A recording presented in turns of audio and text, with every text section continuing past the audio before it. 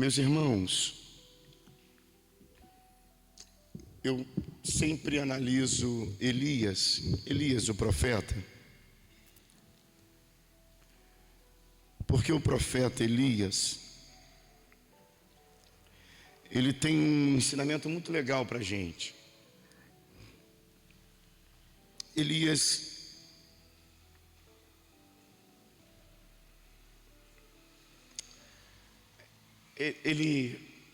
é difícil você entender por que um homem cheio de autoridade acaba sozinho no deserto pedindo morte. Vocês nunca se questionaram sobre isso? Por que tem muita gente que pra gente é espiritual e de repente se perde? Por que tem muita gente que é referencial pra gente, quer seja pai, quer seja mãe, quer seja esposo, de repente se descaminha para fora do centro da vontade de Deus?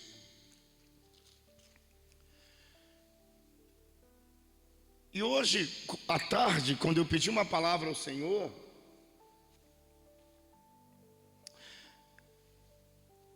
porque eu sei que a nossa igreja é uma igreja de gente que tem propósitos.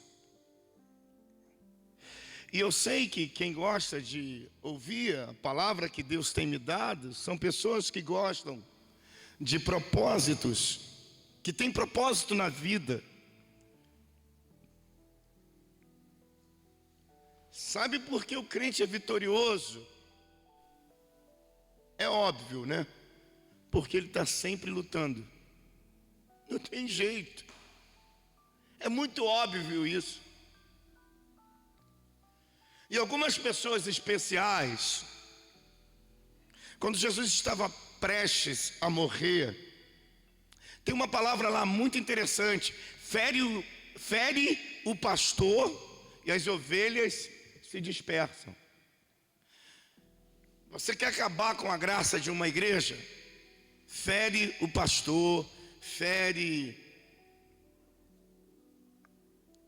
a direção do círculo de oração, fere alguém que tem referência. O inimigo é muito mais inteligente do que a gente. Fere o diácono da porta, ele estraga uma boa parte do processo. E aí aquelas lutas que a gente não tinha, a gente passa a ter. Eu venho aqui no nome de Jesus dizer que Satanás sabe como quebrar a caminhada da gente. E eu vou ler o texto todinho. E depois a gente passeia no primeiro livro de Reis, no 17, no 18. E a gente vai tentar trazer a palavra de Deus numa perspectiva bem existencial. Porque muita gente que a gente conhece, que tinha tudo para dar certo, deu errado e nunca mais foi a mesma pessoa, nunca mais se ergueu. Porque que tem gente ainda tentando com muito sacrifício. E Satanás insiste em colocar desafios ainda maiores. E aí você fala: esse negócio não é para mim mesmo não. Vamos ler aqui, senão eu vou começar a tecer, porque vem assim, na minha mente, porque a palavra ela tem visitado meu coração. Mas eu quero ler, então vamos ler esse texto nessa perspectiva. Por que muita gente se perde pelo caminho? Diga assim: eu não vou me perder. Vamos dizer: eu não vou me perder. Eu também não vou. Essa igreja também não vai. Porque a gente vai tirar ensinamentos aqui de Elias. Diz o texto: Jezabel ameaça Elias. E Acabe fez saber a Jezabel Preste atenção na leitura. E Acabe fez saber a Jezabel. Jezabel é um elemento que não estava presente quando todos os antecedentes aconteceram. Tudo quanto Elias havia feito e como totalmente matar a todos os profetas à espada.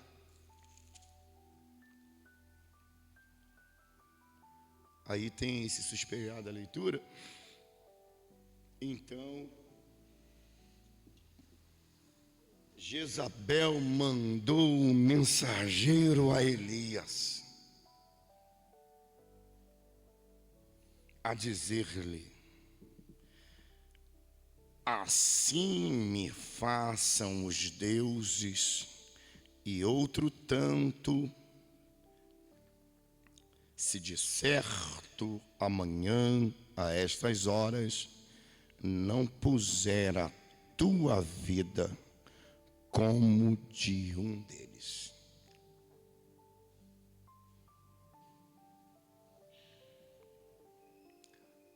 Gente, em um versículo, a mulher de longe mandou uma mensagem para Elias. Vamos ver como é que Elias recebe essa mensagem. O que vendo ele se levantou e para escapar com vida, que a ameaça estava na vida, se foi e veio a Berseba, que é de Judá, e deixou ali o seu moço. Essa palavra também é forte. Deixou em Judá, em Berseba, o seu moço. E ele se foi ao deserto, caminho de um dia. Deserto, ele foi desidratar. Caminho de um dia. E veio. Aqui o texto já começa a dizer um monte de coisas que você não espera numa pessoa sensata, numa pessoa lúcida e orientada, numa pessoa equilibrada emocionalmente.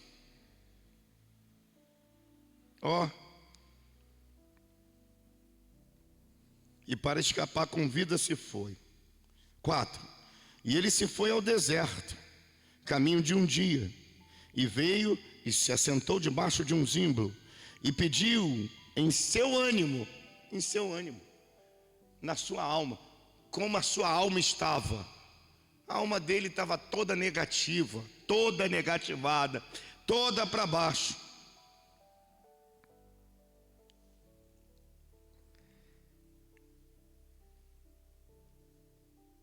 Ele pediu a morte e disse: já basta. Ó Senhor, toma agora a minha vida. Entre dar minha vida a Jezabel e dar a vida a Jesus, a Deus, eu prefiro entregar a vida. É a leitura que está aqui, né? Toma agora a minha vida. Pois já estou cansado, já estou de saco cheio. Pois não sou melhor que meus pais. Esse negócio de comparação, né? Começa a comparar, você entende isso aqui? Começa a comparar. Eu não sou melhor do que César, não sou melhor do que Gabriel. E a gente faz isso em oração. Já fez isso, Ione? Também já fiz. Ainda bem que não tem ninguém vendo a gente. Só nós dois aqui. Já fiz isso, gente. Senhor, eu não sou melhor do que ninguém. Mas também não mereço isso.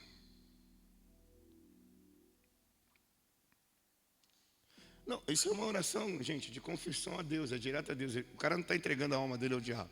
Ele não está entregando a vida dele a Jezabel. Se eu tenho que morrer, eu vou morrer aqui no deserto. A minha vida vai ser oferta para o Senhor.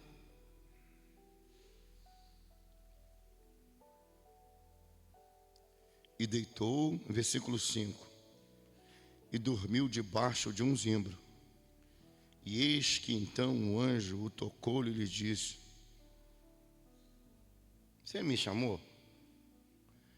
Acredito que quando ele veio o anjo, ele falou: agora minha morte chegou. O anjo veio para me matar. Querido, quando você começar a ver anjo, acredita que o anjo do Senhor virá com uma proposta diferente para a minha vida, para a tua vida, para a minha vida, e para a tua vida, para a minha vida, para a tua vida, para a minha vida, para a tua vida. O anjo do Senhor vem aos lugares mais longes, independente de sentimento, mais longínquo, independente de sentimento que a gente esteja sentindo.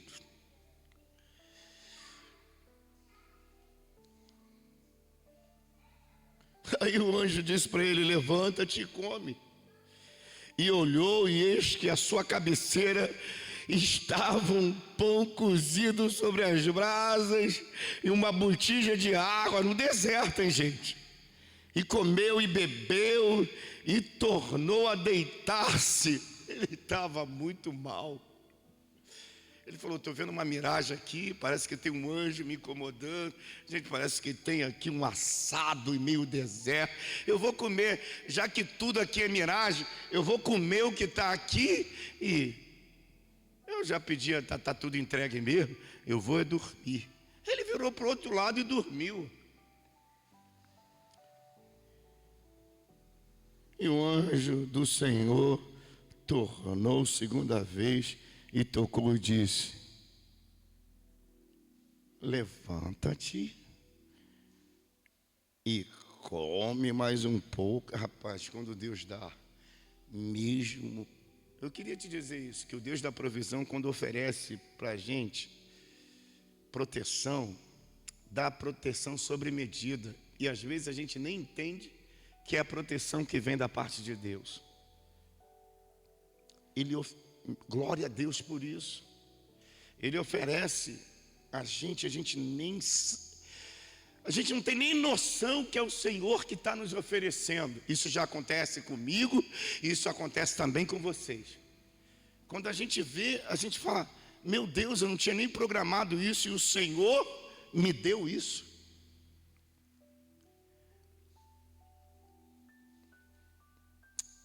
Levanta-te e come, porque muito comprido te será o caminho.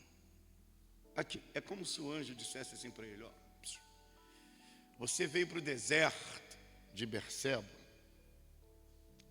mas eu quero te dizer, tem uma surpresa para você. Esse caminho que você veio entregar a sua vida e substituir pela morte, hoje vai ser a morte dessa vida que você estava vivendo, e eu vou te dar um outro tipo de vida. Mas esse caminho não para aqui. O caminho é esse, andar nele ainda tem um percurso. Posso dizer uma coisa para mim e para você? Parece que não.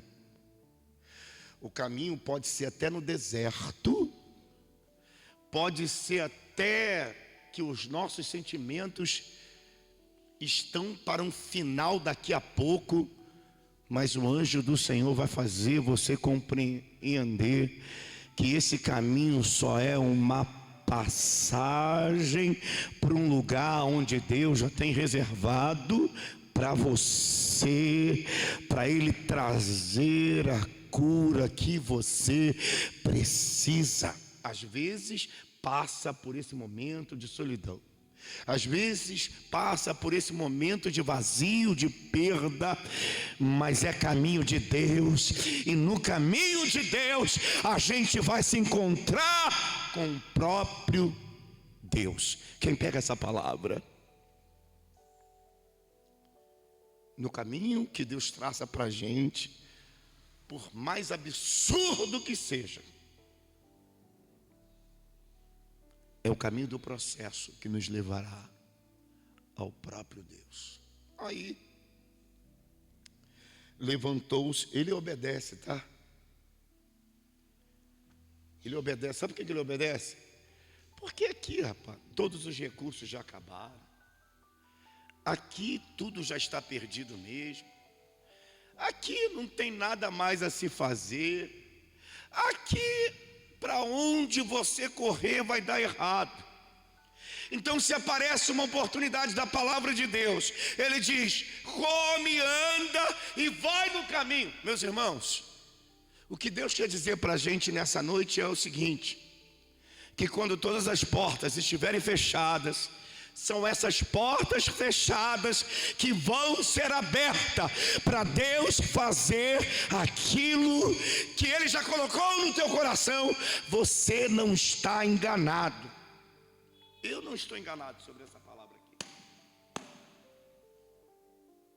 Quebra, fura o pneu do carro do diácono. Chega a visita na casa da diaconisa. Um culto tem que acontecer. Vai acontecer com César, vai acontecer com Luciano, vai acontecer com Felipe, com o diácono Nilson. Vai acontecer. Esse é o meu exemplo de pastor, mas você tem um exemplo teu aí. A conta negativou. Negativou porque você teve que tirar dinheiro para outras finalidades que não estava dentro do seu. Você falou: meu Deus, não, fique em paz, descansa no Senhor, porque o Senhor está nesse deserto. Caminhe no caminho que Deus já traçou, desde quando você saiu lá de Berseba, desde quando você saiu lá do Monte Carmelo, desde quando Deus tirou você do ventre. Esse caminho é caminho de Deus. Não se desvie nem para a direita. Lembra da palavra de Josué? Não se desvie nem para a direita nem para a esquerda, mas entra nas ordens que Deus está te oferecendo. O texto prossegue, vamos ver aonde esse caminho vai dar. Versículo 8: levantou-se, pois, e comeu e bebeu, e com a força daquela comida caminhou 40 dias e 40 noites até o Horebe, o monte de Deus. Eu tenho uma outra palavra para você. Você só não desistiu ainda porque você comeu a comida do céu.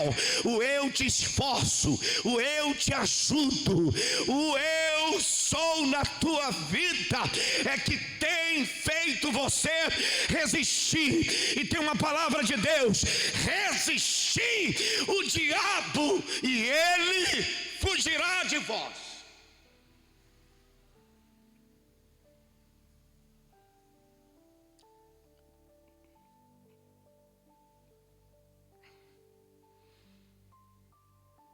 Versículo 9: ele subiu, ele falou: tem uma caverna, vou entrar nesse negócio aí. E ali entrou numa caverna e passou ali a noite. E eis que as palavras do Senhor veio a ele e disse: que fazes aqui, Elias? Eu não sei se você está percebendo. Ele ouviu, eu não sei se você está ouvindo a voz de Deus aqui. Tudo começou quando ele ouviu a voz de quem mesmo? De Jezabel. Não foi nem de Jezabel, foi um mensageiro de Jezabel. Aí ele começou a fugir. Você pode ver. Aí ele se joga no deserto, ele é acordado pela voz de Deus. Um anjo diz para ele: o que você está fazendo aqui, Elias? Aí o anjo dá comida para ele e fala: sobe. Aí ele sobe. Aí quando ele sobe e entra na caverna, ele fala: agora eu vou me isolar. Esse isolamento, ele fala: agora mesmo que eu vou morrer. Eu estou isolado aqui, confinamento. Meus irmãos, todo mundo que está fechado para si, ele quer dar cabo de alguma coisa na sua vida. Nesse sentido aqui, porque tem dois caminhos: ou você se fecha para pensar em alguma coisa para sair, ou você se fecha para se entregar e se encerrar. E se eu disser para você que tem muita gente inconscientemente fechado e já desistiu de tudo e não se assumiu. Você tem dúvida? Gente que vem no culto de oração, gente que entrega dízimo, gente que... Meus irmãos, isso aqui é a palavra de Deus. Tem gente pagando caro em consultório terapêutico para ouvir esse tipo de devolutiva, mas há poder no sangue de Jesus. É a palavra que está nos devolvendo nessa noite. É a voz do teu Senhor que desce nessa noite e fala com cada um de nós nessa caverna que a gente entra muitas vezes. É a caverna da desistência para alguns, mas é a caverna da persistência para outros. Eu venho aqui dizer no nome de Jesus: você pode estar até fechado num tempo que não acontece nada, e você querendo tudo e já desistiu de todas as realizações, mas o Todo-Poderoso sabe o endereço do monte Horebe, da caverna que você se fecha. Isso aqui é legal. Deus está aí nessa caverna, se você prestar atenção, em forma de palavras, nesse domingo à noite. Aí, a palavra vem de novo: o que você faz aqui, Elias? E eu gosto dessa palavra. Tem gente que é da cidade, está na caverna. Tem gente que é da caverna. E se a gente não definir bem qual é o lugar que Deus deseja para nós, o próprio Deus se encarregará de mandar algumas lutas na nossa vida, para a gente entender que a gente não é da luta, a gente é da batalha. A gente vai guerrear essa batalha aqui, termina e a gente avança para continuar batalhando. Vocês são vencedores. Se vocês não desistirem, Deus não vai desistir de vocês. A palavra de Deus, ela não pode mentir. Eu venho aqui para trazer uma palavra simples, para dizer que o Todo-Poderoso vai acompanhar você, e você precisa desfazer algumas setas malignas que vêm como mortandade no seu coração.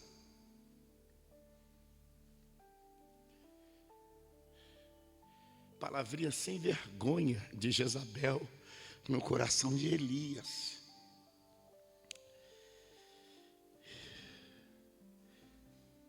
Aí Elias apresenta verdades ao Senhor. Quantos nessa noite têm antecedentes de verdades para entregar nesse culto a Deus? A gente estava conversando hoje, eu e meu sobrinho, e aí ele veio com um monte de palavras para mim. Eu disse para ele: você não precisa de validação minha. Não sou eu que digo para você quem você é, o que você está fazendo. Conserta isso na tua consciência. Eu não sou responsável pela tua vida. Você pode até falar, mas não sou eu que vou validar. Meu irmão, quem conhece o teu coração é o Senhor. Você pode estar passando por essa provação, você pode estar na solidão, todo mundo te apedrejando.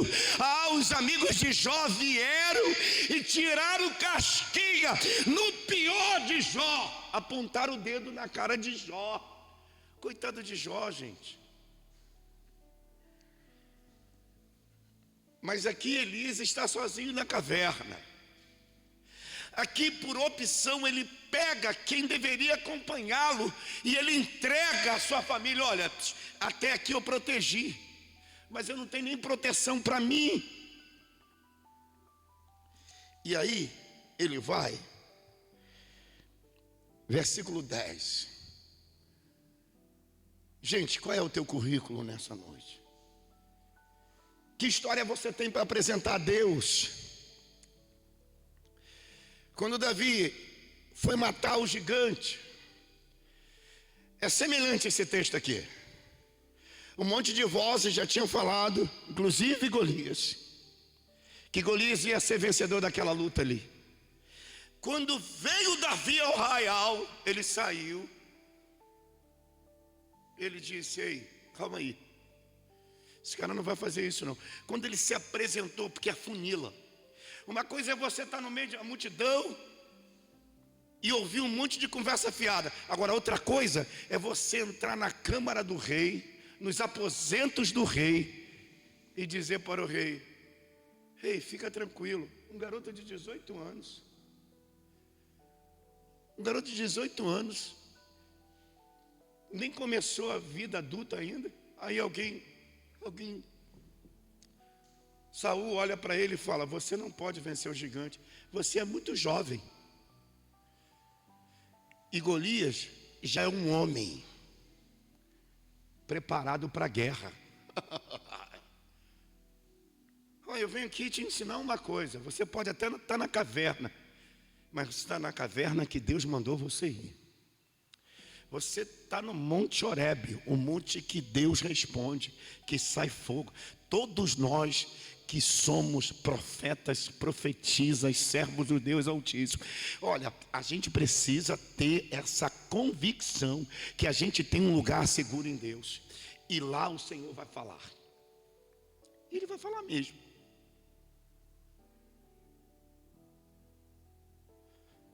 Davi fala assim: ó, ei, você está doido. Ô rei, tinha poucas ovelhas dos meus pais, mas eu estava lá, ó, apacentando as ovelhas. De repente apareceu um leão, depois apareceu um urso. Sabe o que aconteceu? Eu fui e matei leão e matei urso. Quer saber de uma coisa? Quem é mais forte? O urso ou Golias? Vou dar um outro exemplo. Isaías 38. Como é que foi a história mesmo? Assim diz o Senhor: Ezequias, tu vai morrer. Põe a tua casa, põe a minha casa em ordem. Estava enfermo. O profeta sai de lá arrasado. Ninguém gosta de ficar. Profeta de Deus não gosta de ficar espalhando tristeza na vida de ninguém. Ele sai de lá, ele nem pega o elevador, ele desce de escada, ó, arrastando o passo. Você acha que Isaías não estava orando, não? Isaías devia estar orando a Deus: Senhor, o rei é meu amigo, é meu parceiro. A igreja está orando por você, parceiros. A igreja, eu orei por você hoje, Gabriel. Você é meu parceiro. A igreja te perdendo, eu perco um grande aliado da igreja. Você é parceiro. Nilson, você é parceiro. Eu orei por você hoje. Você é parceiro. Ó, saiu.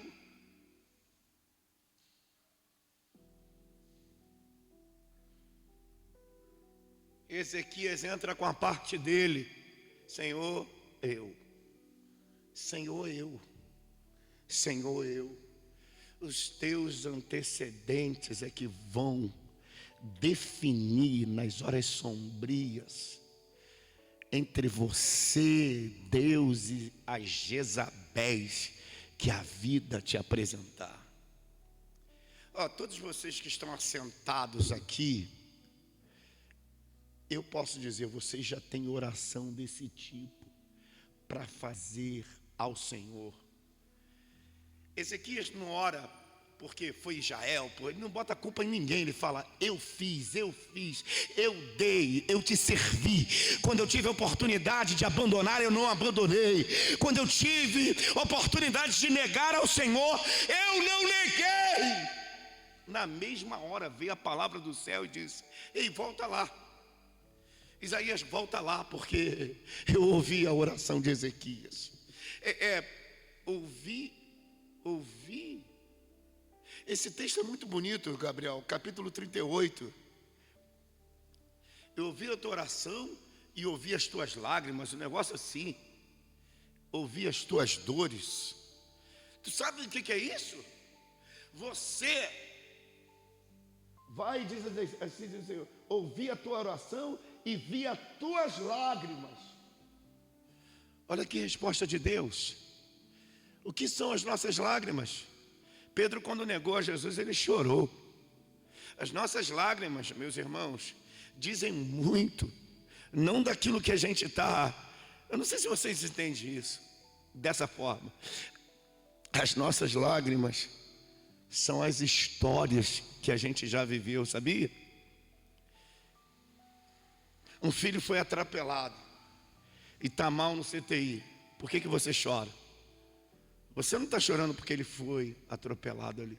Você está chorando por tudo que esse filho representou por você. Quando você tiver a oportunidade de se derramar diante de Deus, se derrame por tudo que você já tem sido diante de Deus. Porque o Salmo 103 diz: bendiz, ó minha alma, ao Senhor, e tudo que há em mim, bendiga o seu santo nome. O Salmo 116, 12, né? Ele diz isso: que darei eu ao Senhor? Eu quero pagar os votos, porque o Senhor que tem me oferecido. Quer dizer, são as histórias de Deus em nós. Agora veja como Elias ora ao Senhor. Ele disse: eu tenho sido muito zeloso pelo Senhor. Como é que alguém muito zeloso entra nesse túnel? Entra em contradição com a sua própria fé. Aqui, Deus dos exércitos, porque os filhos de Israel deixaram o teu conserto, derribaram os teus altares. Olha, anota isso aí, porque aqui está o grande problema de Elias.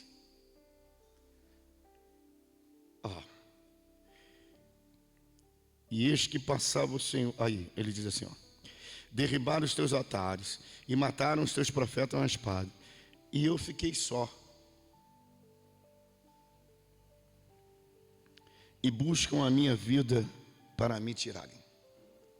Vou ensinar uma coisa para vocês aqui, porque antes eu não tinha essa visão, mas agora eu tenho. Você sabe o que é se sentir só?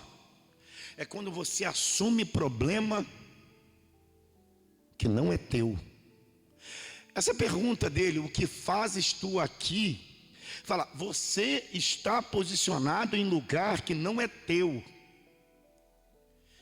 E na fala dele, na oração, você capta isso. Ele assume um papel que não é dele, é papel de Deus.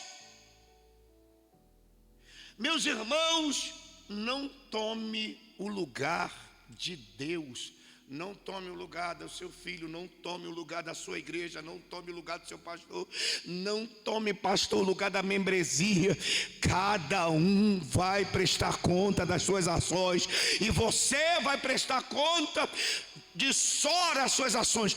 Eu queria dizer uma coisa assim, você vai ficar doente, vai infartar, e o outro não está nem aí para você. Você tem dúvida disso? Está aqui no texto, eu estou pregando isso. Por que você está aqui, Elias? Eu fiquei só. Você ficou só porque aqueles que mataram a espada, os profetas, não estão nem aí, vão matar você. Você entende isso nessa palavra? Por que você ficou só, Elias? Porque você se colocou no meu lugar. Meus irmãos, isso está no capítulo 17. Vai dando uma ira. Eu não sei se isso acontece com vocês. Vai dando uma ira. Aí você se vê obrigado a fazer o que ninguém faz. Quem disse que é para você fazer o que ninguém faz? Primeiro, que você não sabe como essas coisas foram feitas. que quando você sabe mais ou menos como as coisas foram feitas, você sabe o recaminho, não é? Você perdeu um anel dentro de casa. Aí o que você faz? Esqueceu a chave no lugar. Você sabe que está dentro de casa. Eu não sei se você faz isso, mas você refaz todo o caminho, né? Eu entrei dentro de casa, eu meti a mão na porta, eu fiz não sei o que, eu fiz não sei o que. Quando vê, está lá num desses lugares. É assim que acontece. Quando a gente se envolve em um problema que não é nosso, a gente se estressa, se estressa, se estressa, se estressa, se estressa, se estressa. E aí a gente vai, e cada vez mais que a gente vai metendo a mão no negócio, vai ficando mais embolado. Elias disse: segundo as minhas palavras, Deus não vai desistir de Elias. E aí começa o problema na vida de Elias. Ele começa a fugir, começa a correr, começa a correr, começa a correr, começa a correr, começa a correr, começa a fugir. E vai correr mesmo, vai correr o tempo todo. Aí tem que matar 850 profetas. Olha que estresse mental, hein?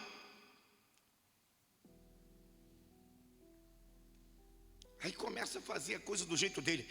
Meus irmãos, eu tenho essa clareza de compreensão na minha vida. Se você tiver de entrar no quarto, entra no teu quarto e a sós em secreto, vai falar com Deus sobre o seu papel no lugar onde você habita. Porque o deserto não é para você. O deserto Deus vai usar para te consertar. Mas você não é do deserto, você é do palácio do rei. Você é das coisas grandes e firmes que nós não sabemos, mas Deus sempre acrescenta. Nessa oração de Elias está um processo de negação. Sabe aquelas 5 fases da perda? Isso aqui, ele começa nisso e ele está na negação. E ele não está aceitando que os profetas são mortos. Está aqui no texto, ele não aceita nada disso. Por isso a oração dele está assim. Ele está dizendo, porque os filhos de Israel deixaram o teu conselho. Ele não aceita isso. Derribaram os teus altares e mataram os teus profetas à espada, e eu fiquei só. Ele está dizendo, inverte isso. Ele está dizendo, eu substituí os filhos de Israel, eu substituí, eu até te substituí. Negação, negação, negação, negação, que aquilo não pertence a ele. Negação, negação, negação, negação, negação, negação, negação. Puf, estourou. Aí começa a ficar com raiva. Começa a ficar com raiva. Aí começa a culpar. Ele aqui, começa a culpar os outros. É o pastor. É o meu pai, é o meu marido, é a minha esposa. Aí começa esse jogo, porque a coisa não está dando certo. Eu já tomei a decisão e não está dando certo mesmo. Aí vai para o terceiro estágio da perda, é a barganha. Rapaz, Deus já sabe que está tudo perdido. Se Deus não está incomodando, eu vou orar para Deus mandar a resposta do céu, mas eu não vou fazer nada que Deus não mandar eu fazer. Ele disse isso no capítulo 17, segundo as minhas palavras. Isso é um perigo. Sabe o que eu mais vejo? É gente tomando iniciativa de Deus. Deus não mandou sair, mas aí tem um problema. Aí fala, foi o Senhor, estava orando. Você está fugindo do confronto. Você está tentando pegar coisas que não são para você pegar. Isso é muito... eu pedi logo as contas do emprego, porque sabe como é que é, pastor? Vai orar, rapaz. Porque o patrão é o patrão. E Deus que te colocou nesse negócio, Deus sabe o que está fazendo. Tem que tomar muito cuidado, irmãos.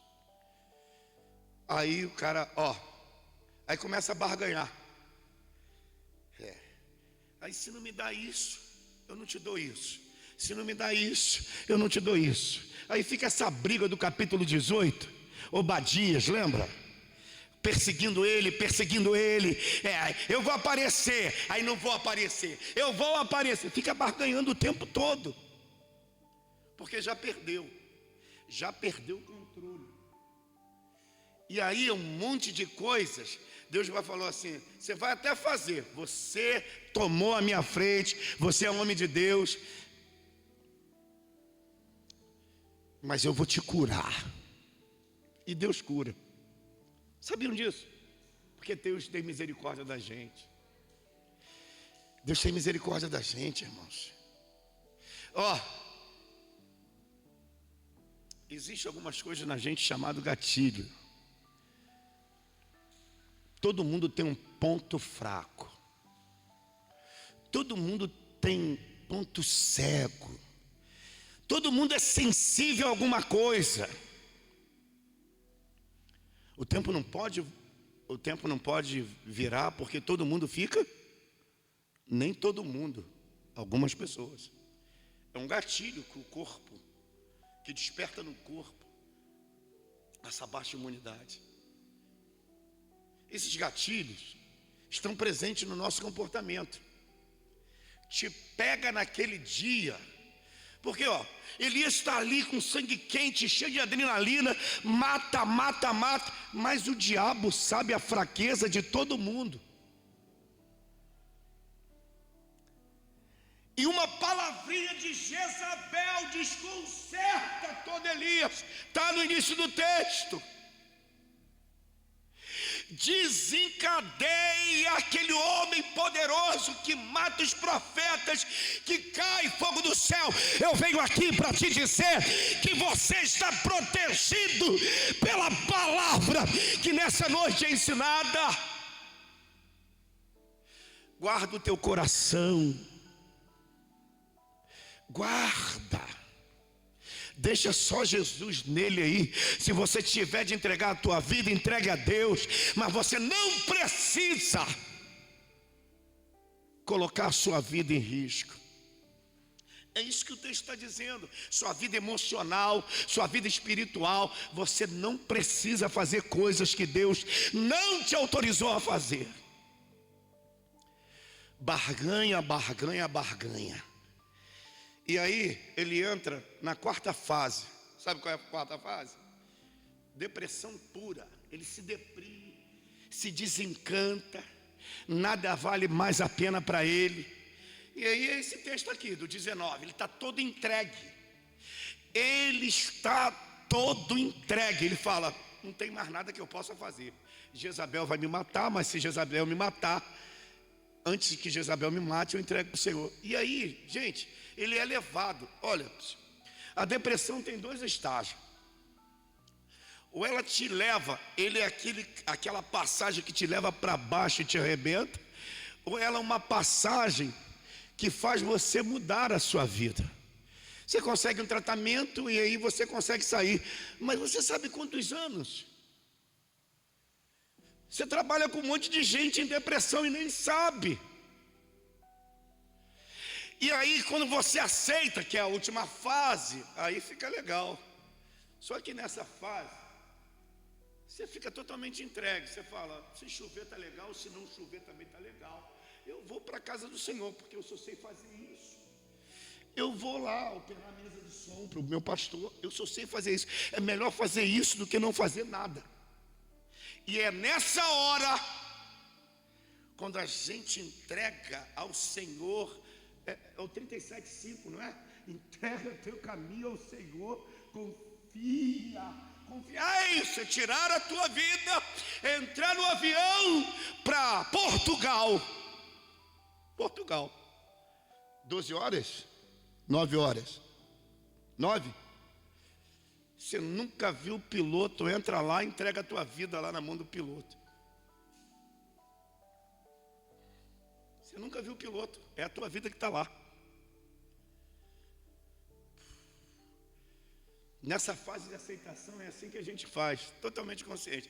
Elias sabe que ele é o profeta, ele sabe que está no Monte Horebe. O Monte Horebe é o monte que fumega a presença de Deus. Ele sabe que foi o anjo, por isso que está descrito aqui.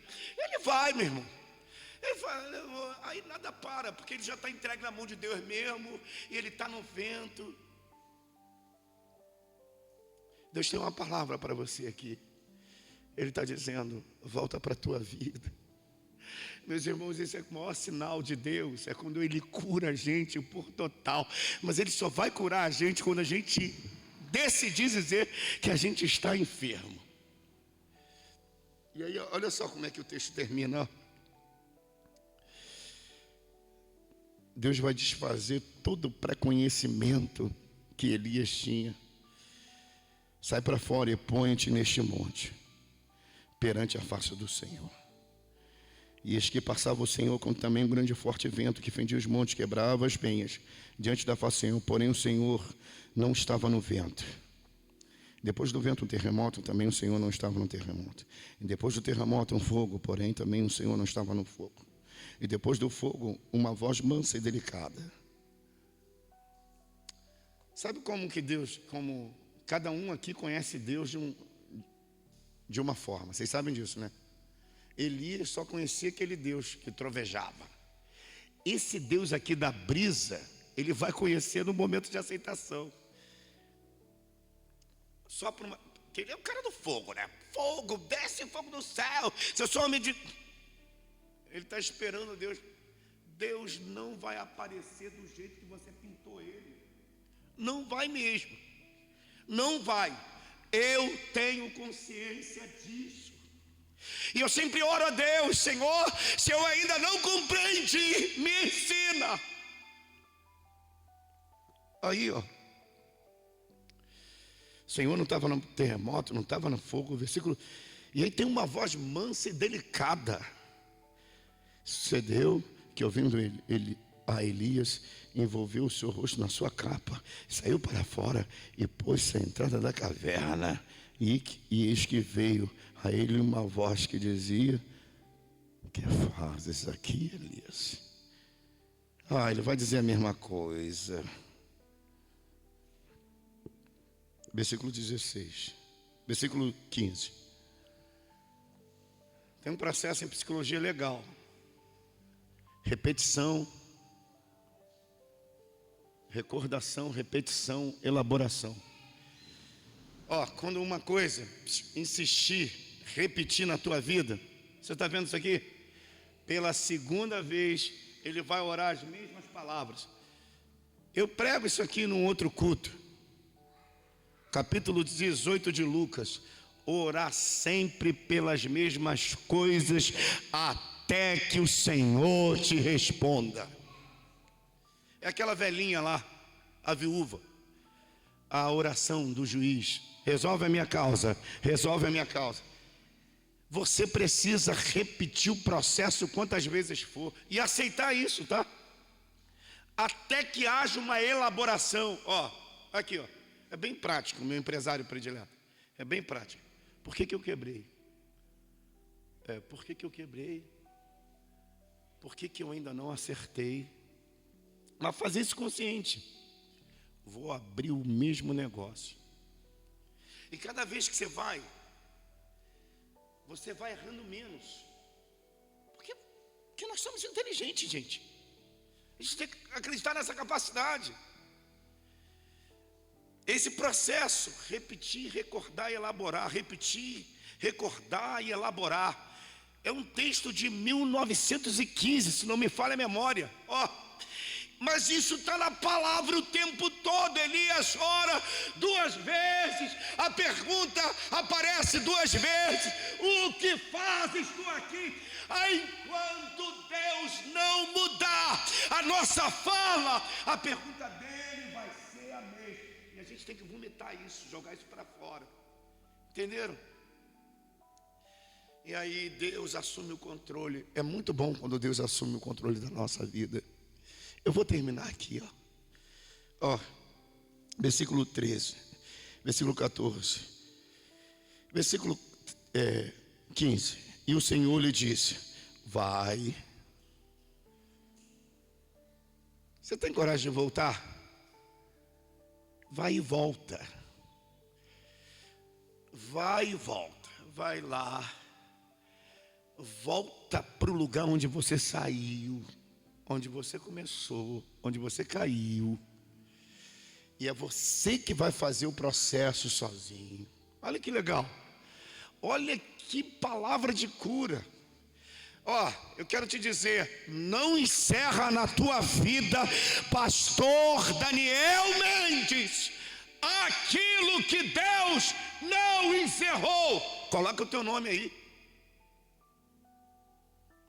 Viu, Diácono Nilson? Ô Ione, quantos anos você se assenta nesse banco? Você acha que Deus não está vendo? Cada vez que você volta porque a palavra do Senhor está sendo obedecida pela tua alma. E nessa noite o Espírito de Deus manda te dizer que Ele vai fazer coisas grandes da tua oração aí nesse lugar. É você e Deus, eu não tenho nada com isso.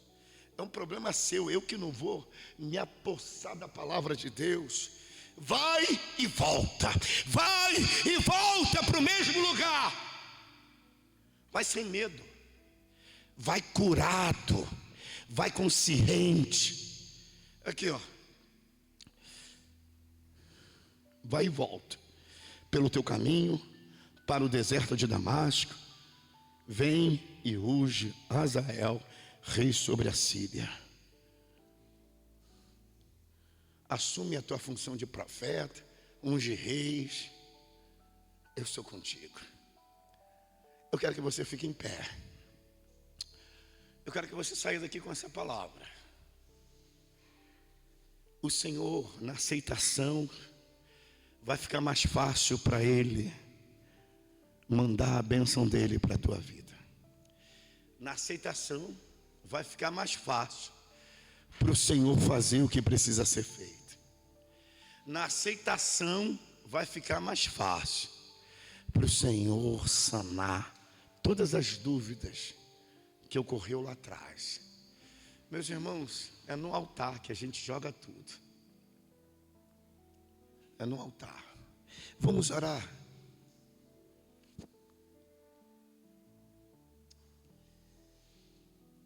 Se você quiser, eu te unjo. É só você sair do teu lugar. Eu vou estar orando pelos internautas, mas eu quero trazer a bênção de Deus nessa palavra para a tua vida. O Senhor vai te dar a capacidade de resgatar tudo aquilo que foi perdido dentro de casa, dentro da tua vida, dentro do teu coração, na história da tua vida. Você ainda continua sendo bênção de Deus. Não tem ameaça de Jezabel na tua vida. Não tem esse ponto fraco teu que toda vez Satanás olha como espinho na carne e quer acabar com você. Você quer ser curado disso nessa noite? O Senhor vai dar uma forma melhor para você lidar com isso. Isso não vai te matar, porque Deus veio para te dar a vida.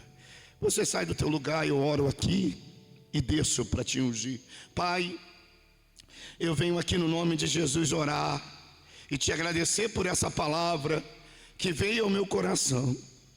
Quantas vezes eu tive vontade de desistir porque eu ouvi vozes como a de Jezabel, mas eu tenho ouvido vozes do Senhor. Quantas vezes eu passei à frente de ti, falei e fiz coisas no teu nome, nas quais não estava autorizado para fazer. Mas eu louvo a ti, porque nos momentos mais cruciais da nossa vida, a nossa história é resgatada, porque o Deus Todo-Poderoso está no monte, nos nossos lugares mais secretos, nos nossos recônditos, no lugar onde a gente não deixa ninguém entrar, aonde só Deus pode prescrutar. E nessa noite nós estamos aqui na tua presença para te dizer que esse meu amigo e essa minha amiga que está ao alcance, Senhor, dessa palavra, é vencedor e vai receber a vitória de Deus. Agora eu oro pelos meus irmãos aqui. Eu quero te dizer, são importantes, Senhor, na minha caminhada como companheiro. Se cada irmão desse estiver no centro da vontade de Deus, não no deserto, não na cabeça, Senhor, em Jezabel, mas no lugar onde Deus envia, no acertado caminhar de Deus, volta pelo caminho que eu já te coloquei. Espírito de Deus, a gente acerta, e acerta com a autoridade do teu Espírito, e é o Senhor que vai ser glorificado, porque a gente vai fazer tudo em nome de Jesus. Pai, a gente vai embora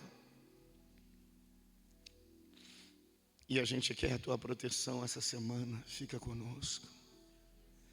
Muito obrigado pelos irmãos e irmãs que compareceram ao culto. Deus, tu tens a sua maneira de surpreender.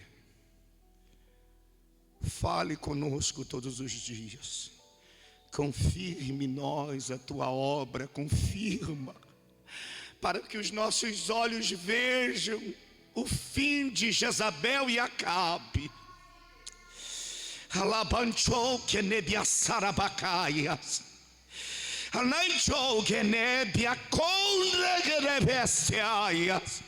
nós entregamos todo o espírito de Jezabel, fala, comportamento,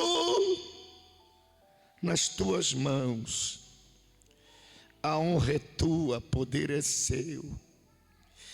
Essa noite, Pai, entregamos em nome de Jesus. Amém. Façam assim, que o amor de Deus, a graça do nosso Senhor e Salvador Jesus Cristo e a doce comunhão do Espírito de Deus esteja na tua vida, não só hoje, mas para todo sempre. Que a igreja diga: glória a Deus.